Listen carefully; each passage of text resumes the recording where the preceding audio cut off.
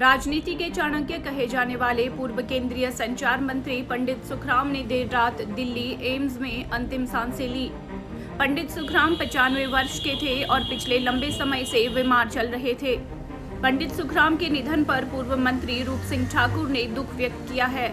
उन्होंने कहा कि पंडित सुखराम को हमेशा संचार क्रांति के लिए याद रखा जाएगा। पंडित सुखराम जी के निधन पर व्यक्तिगत तौर पर मैं ये कहना चाहूँगा कि मैं अपने आप इस निधन से मुझे आत्मिक आघात पहुँचा है। पंडित सुखराम जी बहुत सुंदर व्यक्तित्व के धनी थे और मंडी ज़िले में उन्होंने पॉलिटिक्स में सबसे लंबी इनिंग्स खेली है। राजनीतिक जीवन उन्होंने 1962 से शुरू किया और उसके पश्चात लगातार वो नए नए आयाम स्थापित करते हुए आगे बढ़ते रहे। और ये मंडी का सौभाग्य रहा है कि जो जो विभाग उनको मिले उन सभी विभागों में उन्होंने बहुत सुंदर ढंग से काम किया है। ये उनके बहुत बड़े क्रेडिट में जाता है।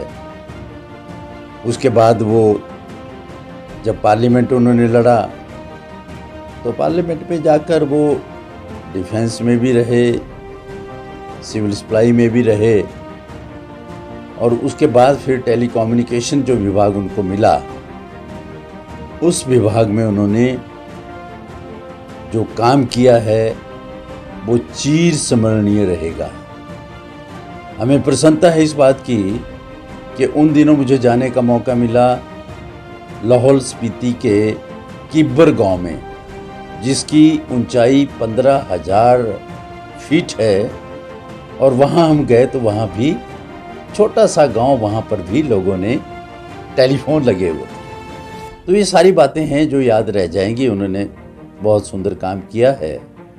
निश्चित तौर पर उनके चले जाने से जहाँ उनके परिवार को बहुत बड़ा आघात लगा है, हमें भी अच्छा लीडर, चाहे वो किसी भी पॉलिटिकल पार्टी में हो, अगर वो ना रहे तो उसका भी निश्चित तौर पर दुख होता है।